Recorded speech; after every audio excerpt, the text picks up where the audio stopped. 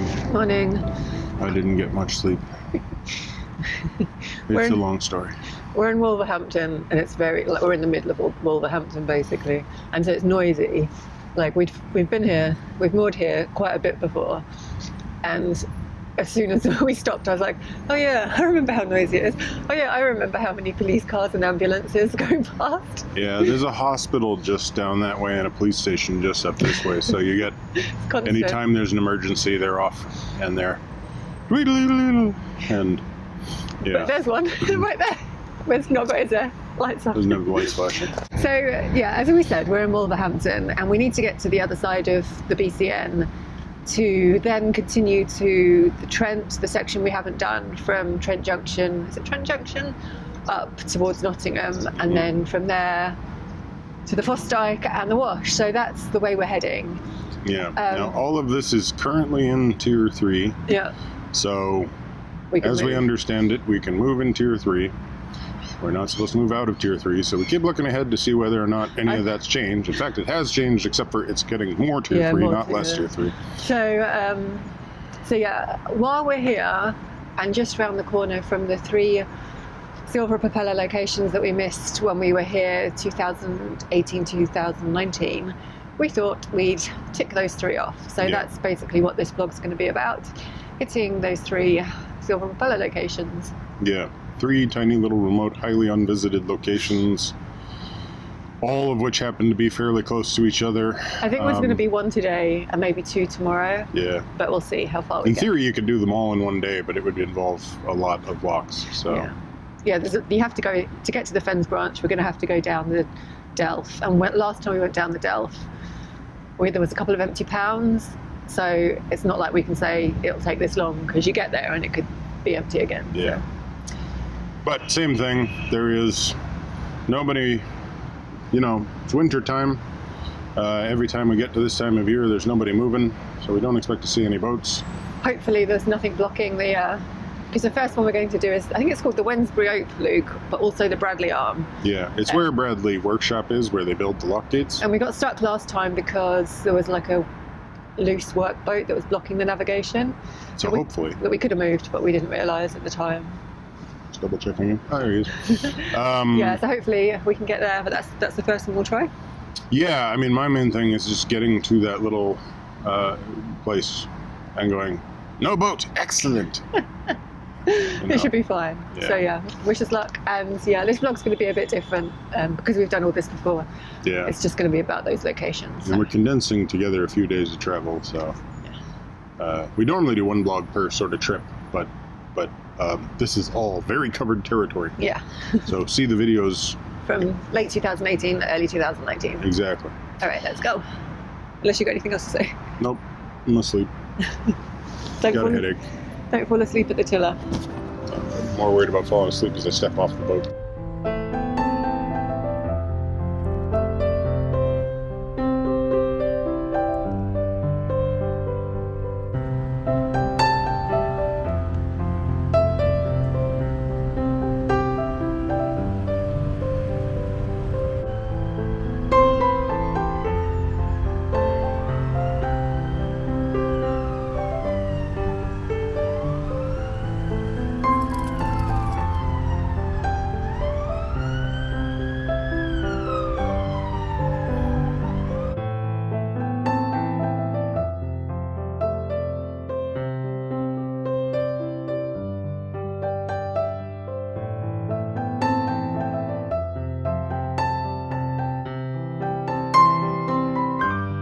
Our first destination today is the end of the Wednesbury Oak Loop, so we head south on the old main line of the BCN. It's 3.5 miles from last night's mooring to Deepfields Junction, where we'll take the turn down the loop.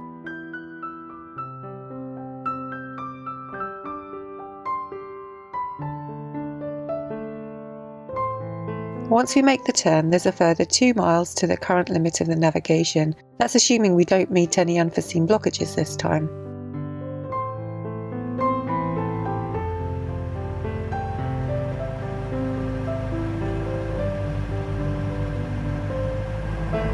For the first time in quite a while, I'm on new canal. Fresh, unvisited territory. Shame it's only about another quarter mile. But still, new canal.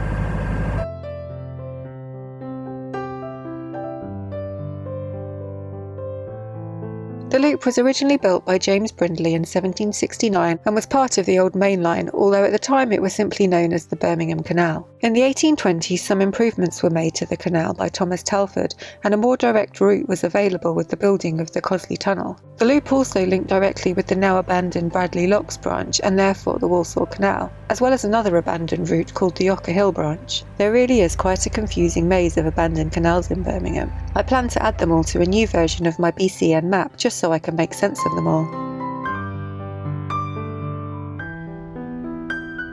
This canal is sometimes also referred to as the Bradley Arm, not to be confused with the Bradley branch or the Bradley Locks branch. There's a canal workshop at the end which was built by British Waterways in the 1960s, and lock gates are still constructed there today.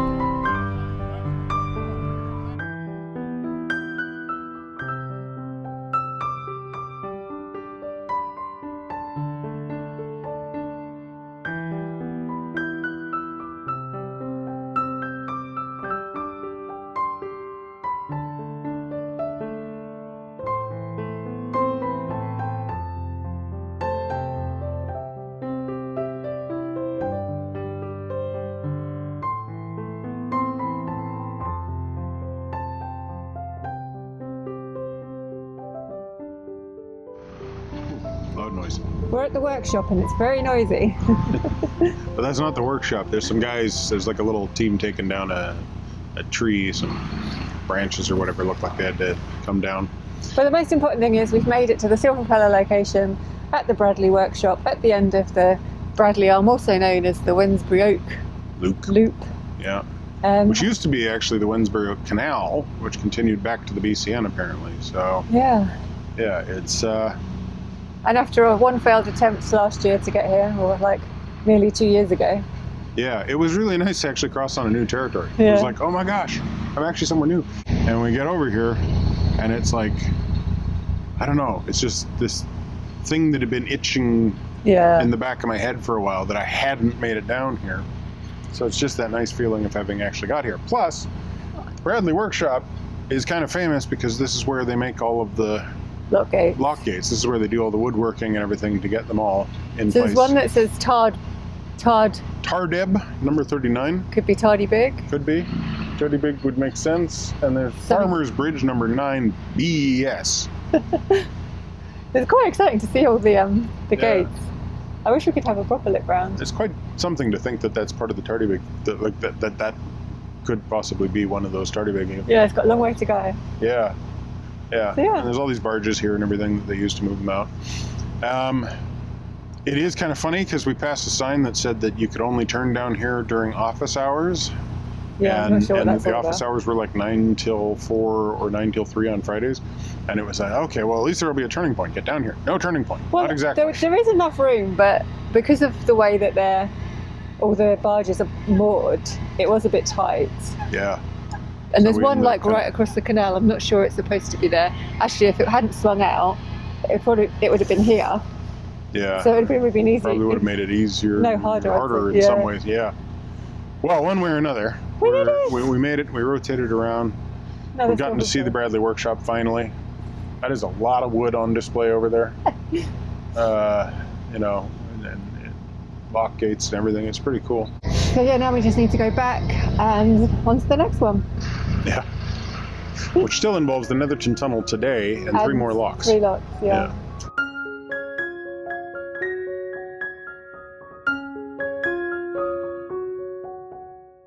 So now it's back to Deepfields Junction, where we'll rejoin the old main line to continue south.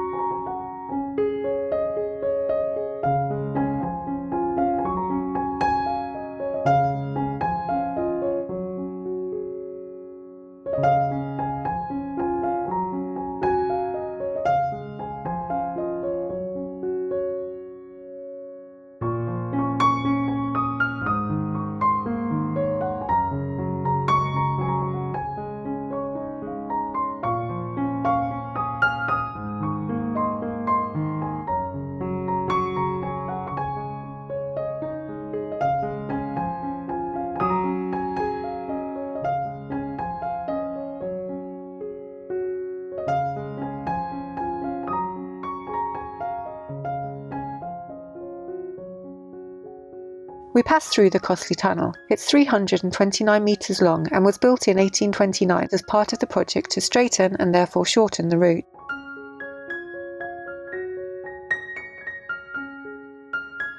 When we reach Factory Junction, we'll turn onto the new main line, which is shown in red on my map, and we'll immediately have the 3 factory locks to descend.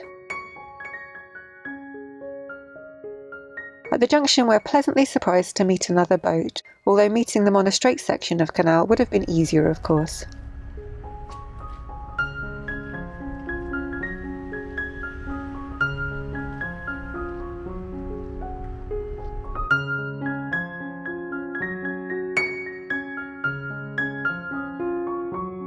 The 3 locks will drop the boat about 20 feet, with each lock being just over 6.5 feet deep.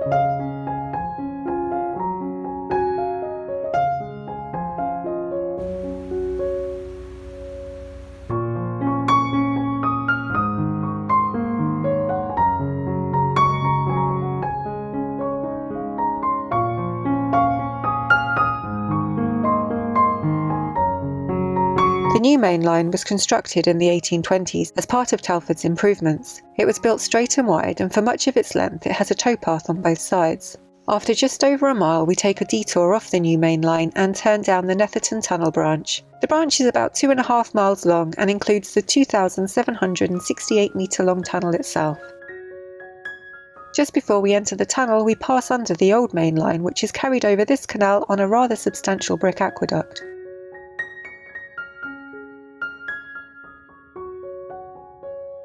The Netherton Tunnel was built in the 1850s and is much wider and taller than the Dudley Tunnel, which runs parallel to it. In fact, the Dudley Tunnel is so low that our boat disappointingly won't fit through.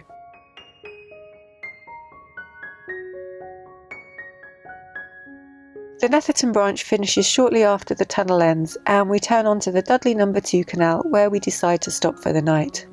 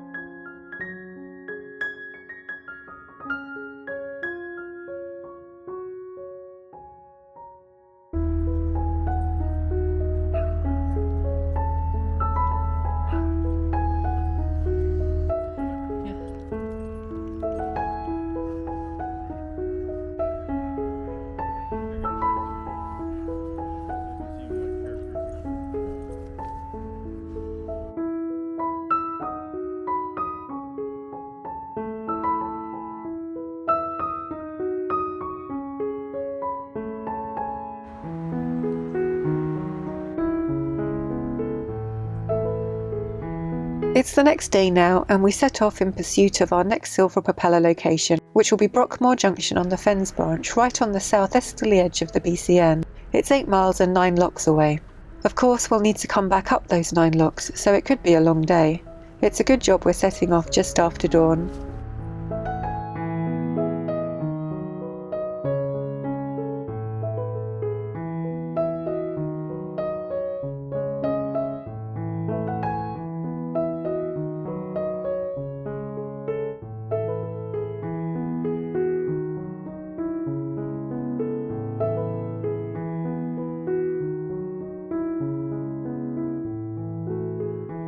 At Parkhead Junction, the Dudley No. 2 canal ends, and we make the turn south onto the Dudley No. 1 canal, where we'll meet our first obstacle of the day, Blowers Green Lock. It was originally built as 2 locks, and as a result it's a pretty deep one.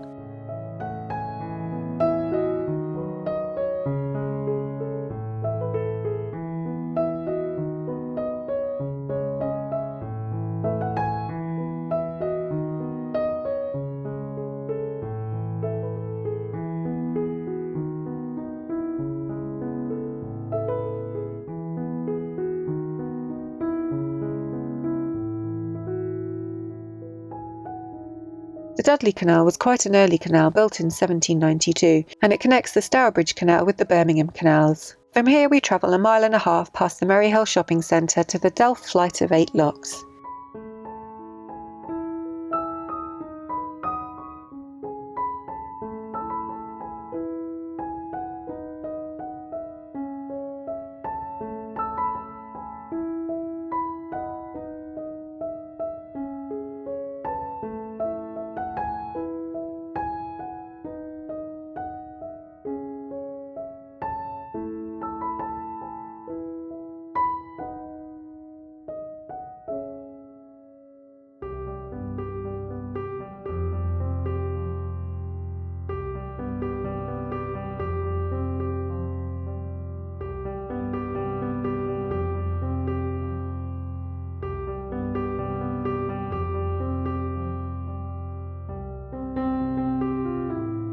The Delf locks are impressive. There's a sharp turn after the first lock, and the rest of the locks run in a dead straight line, providing fantastic views as you descend. There were originally 9 locks in this flight, but in the 1830s this was reduced to 8, although they seem to be still known as the 9, which is somewhat confusing, especially as the bridge at the top is known as 9 Lock Bridge. When we were here last time, one of the middle pans was empty, which caused us quite a delay as it took a while for the water to flow down from the top to refill it. But we get lucky today, and we don't have any such issues. These locks have a total rise of 85 feet, which makes each lock fairly deep and intimidating. They also don't have separate lock bridges, so you have to climb across the lock gates to reach the far side, and there's a high step up to do this. This flight is definitely one to take your time over. Another point of interest is that the bywashes are of quite an unusual design, and the cascading water creates a pretty waterfall effect next to each lock. I don't get a shot of them going down, although thankfully they will get caught by the front time-lapse camera on our way back up.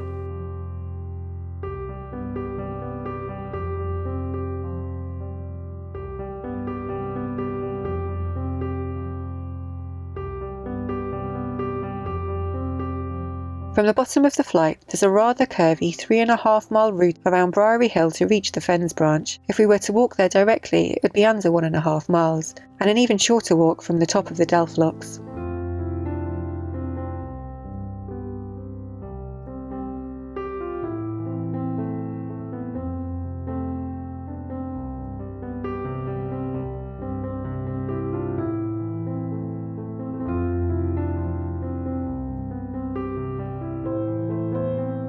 Finally, we make the turn at Leys Junction up the Fens branch.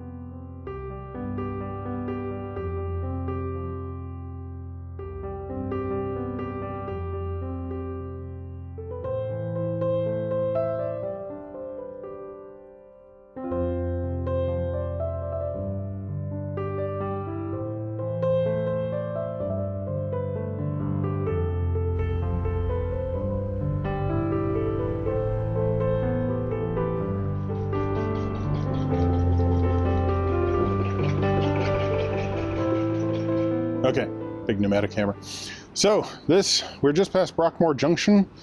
This is Silver Propeller number 26. We are as far as you can get on the Fens branch.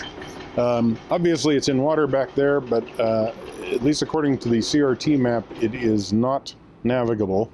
Clearly you could get up there with a canoe or something, and at some point might have to do that. It's kind of funny because we had to go quite a ways out of our way to get here today, to get to this one.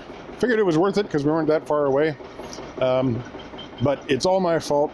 I mean, I have to take all of the blame here. Can't possibly put any of it on anybody else, because when we were here 2 years ago at this junction, Joe was like, I'm not going up there, but if you want to, you can. Go off on some damn fool silly crusade for 20 minutes while I wait here in the freezing cold. And I was like, nope, can't be that selfish. So I didn't. So we didn't come up here before, but now we're here. Joe's over there with George. Over there's Brockmore Junction. Brockmore Junction. There's some moorings down there, or there's available moorings down there, but there's some fishermen and we don't want to disturb them. Plus we want to get back anyway. So, yeah. Silver Propeller number 20. I said 26. This is 27. 27. And they could really do with turning off that big pulverizing hammer type thing, because it's quite noisy. Although I'm sure you probably can't hear it on here. So, yeah, turning around now.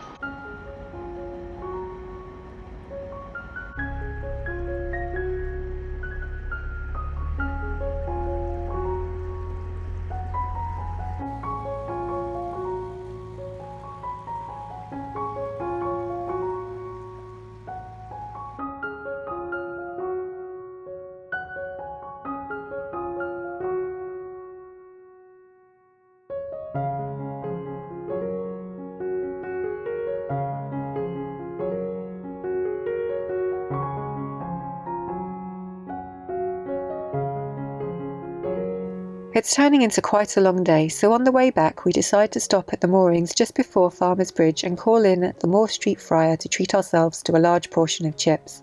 We'll need some fuel in us to get us back up the Delf locks. We have a picnic on the stern, but don't worry, I'm not going to make you watch us eat them all.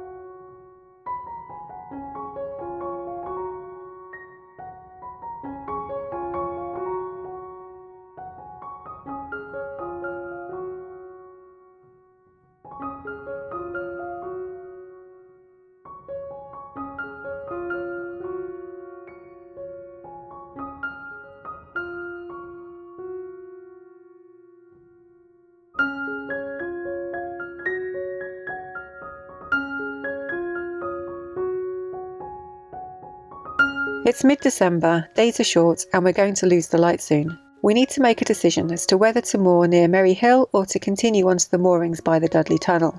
The tunnel moorings are much nicer, but they're another 1.5 miles further on, and more importantly, up another 4 locks. We decide to opt for the tunnel moorings, as this will also mean we'll reach the next Silver Propeller location tonight, and it'll give us a head start for tomorrow's cruise.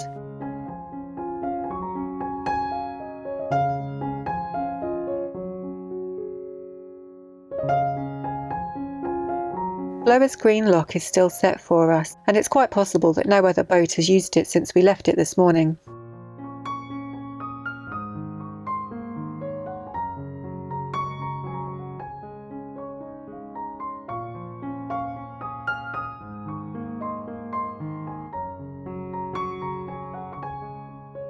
It's dusk now, and we'd love to be moored up before it gets dark, but you really can't rush locks.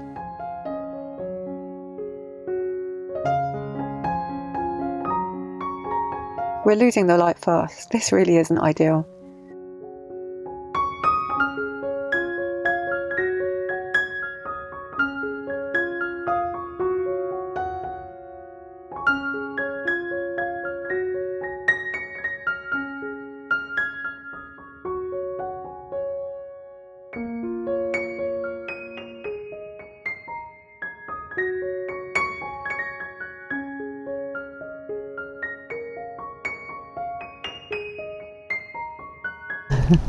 Hi there. We made it to the Dudley Tunnel. We did. Well, we made it to the top of the Parkhead locks. It's literally, the tunnel is literally just around the corner. Yeah. So we're officially at number 28. 8, 25, 26, 27, 25, 26. 28. We're at 28 items on the Silver Propeller, but we can't take the official photograph till tomorrow. And it wasn't our plan to arrive here quite so late, but we did. Yes, any later it would have been impossible. Yes. Although if we hadn't stopped for the chippy, we'd made it. Yeah. But because we stopped for the chippy. The chips made me so happy. Yeah. So anyway, in the morning we'll record something about, no doubt Michael will back the boat up there. Yeah.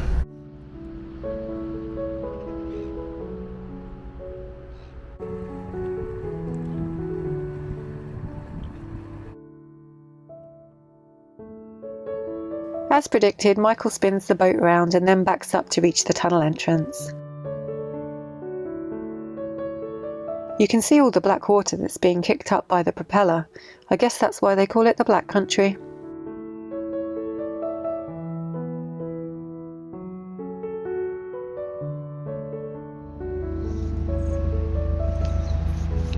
There is the one tunnel we really truly cannot go through. Well, there's a little stop lock gate here, and if we reversed all the way back, the barrier would probably come to about here. Yeah. It would be like way down. My nipples wouldn't be able to make it through, so. Yeah, so that's the Dudley Tunnel, and we are at the south end of it. And I do still at some point want to take the extended tour through there and go all the way through. Yeah. But clearly we're going to have to wait for that to happen. So, at the meantime, we got here. We didn't see nobody. It's a very less than busy area. Yeah, it was a long day yesterday to get here. And if you're on the Dudley canals, this is a really nice place to stop. It's a detour through 3 locks. But once you get up here, apart from all the goose poo that your dog wants to eat, it's a really nice place. Yeah. So you're going to sacrifice 6 locks total. Yeah. But there's so much mooring, and it's so quiet. The park is lovely, but for the Canada geese, who seem to have decided that fertilizing the world is their sole responsibility. I mean, and George is happy about that because, he's just because he really wants parasites, basically. It's like he's got this thing, just wants to stay thin, I guess. Anyway, we're here. We're done. We're on our way. Yeah, so back towards Birmingham today. Well, to Birmingham, about 5 hours, I think. 5.5 hours. Yeah, Netherton Tunnel in like 9 miles or something after that. Long way. Yeah. Joe's arm is giving out, so we better stop. Yes, back down the 3 locks.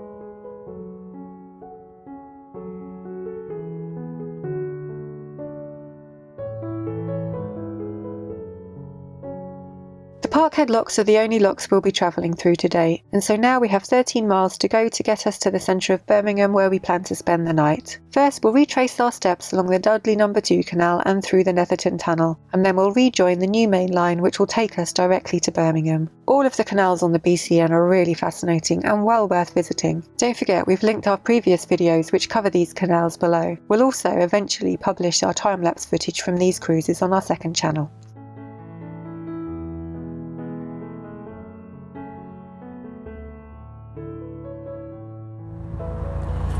So that there is the entrance to the Bumble Hole branch, which is about a half-mile long, and along with the Briar branch up ahead formed sort of a loop around a clay-filled or water-filled pond that was created for the coal mines around here.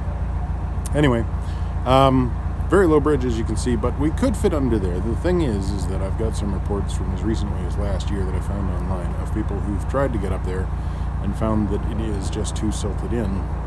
And so I'd have to remove the coal to try it. The silted in doesn't sound so great. And at the end of the day, this whole thing is now part of the Bumble Hole Nature Preserve and Wildlife Refuge. So yeah, I think I'll just leave the geese to be and let them have their time there. So yeah, Bumble Hole. Briar Hill just up ahead, I'll take a shot of it as well. And then it's on to the Netherton tunnel.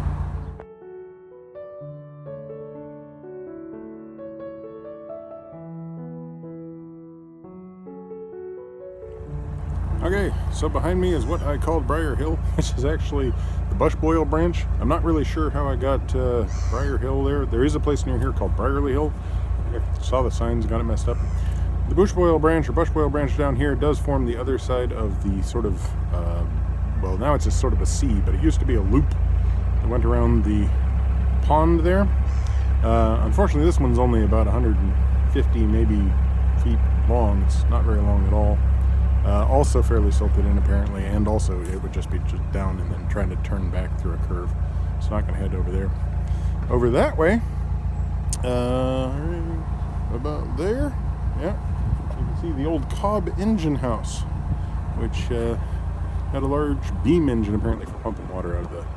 It's a really interesting area. The whole region around Bumble Hole has quite a lot to walk. You can head down that way and get to Gosty Hill, and the winter sun can be quite bright, but yeah, really nice place to come, have a nice walk, a little bit of nature, relatively easy parking nearby, and lots of facilities related to the canals. So worth a visit if you ever get a chance. Right, on through the Netherton tunnel.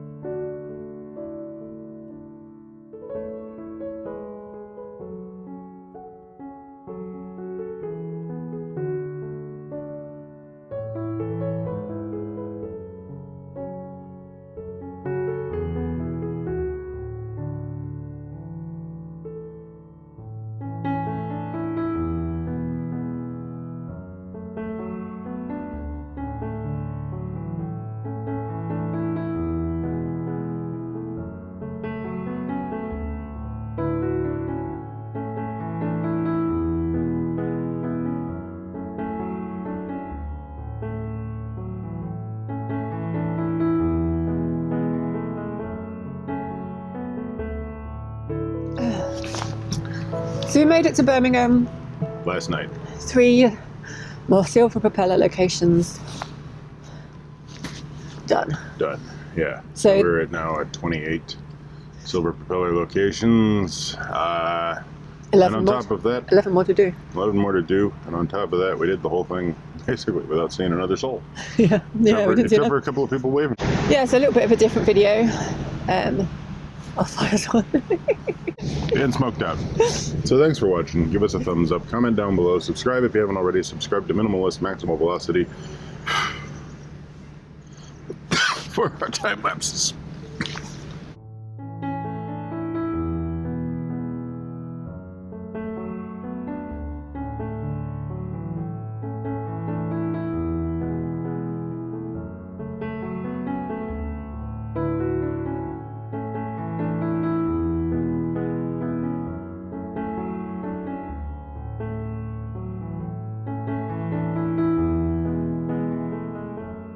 So we planned quite a big journey today. So literally we went to bed at 10 o'clock and we were like, yeah, let's get an early night and an early start.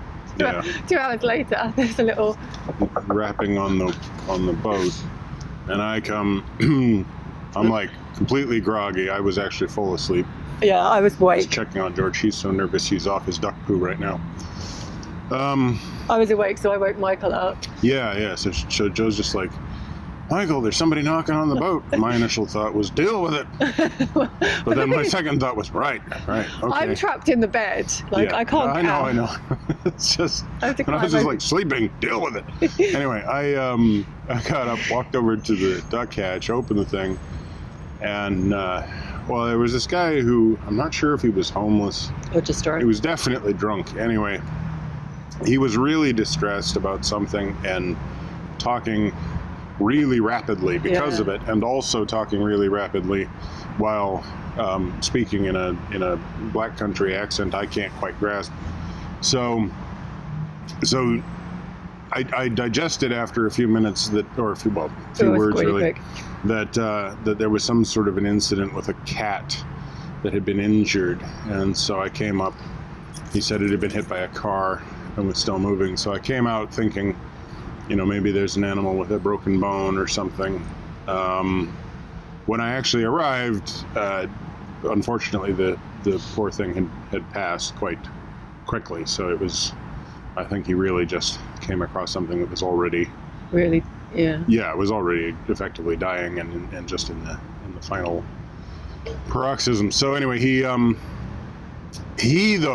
was obviously really upset. Like he was going off about how he volunteered with the SPCA, and he was bundling up little bits of tissue paper and putting it under the cat's head to try and keep it comfortable. And it was really, quite nice of him. But at the same time, it's midnight, and he saw a police car and started jumping up and down to flag them over. And police typically don't really care very much about, unfortunately, dead animals. So they just told me to call a local 24-hour vet. Which I'd Googled at the time because I knew you didn't have your phone. So I went back to get my phone, came back, made the phone call. He was so out of it and upset that, like, when the police came, he tried to explain everything to police, and they're just looking at him like, what in God's name is he talking about? And I'm like, I know. So I had to explain it to them, and they'd be like, okay, right, call the 24-hour George, and okay, fine. So I call the vet, and then I'm on the phone with the vet, and he's trying to explain over the phone, while not on speaker, what he's found and what he's seen and everything. And he's just, it's just obviously very, very distressed with the whole thing. So then when the vet said, you'll have to walk the body over so that we can scan it and see if it's got a chip, I was like, okay. It didn't have a tag. Yeah, and I'm like, I don't know the area. Do you know where this St. George's Vets is? And he's like, oh yeah, that's miles away. I'm not walking over there. Okay, fair enough. So Michael had to come back. So yeah, I carry the poor cat carry over. the poor cat's body back to the vet. It was only like 10 minutes away. It wasn't far. Yeah, it was really sad. It's entirely possible it had just had a heart event or a seizure, because it wasn't injured. Yeah. He came across it and he said, I think it got hit by a car, but it was an older tabby, and it wasn't obviously in good shape. It had been clearly stray for a while, or it seemed to be. There was no collar, there was no nothing. So well, at least now if it has got a chip, the owners will find out. Yeah. So, which is like, hope so. Yeah. But yeah, really sad. Yeah, it was really sad, but it was a strange way to make a midnight call. Not get an early night. Yeah. So today, back, and then I didn't really fall asleep because of the police and ambulance noises. So tired.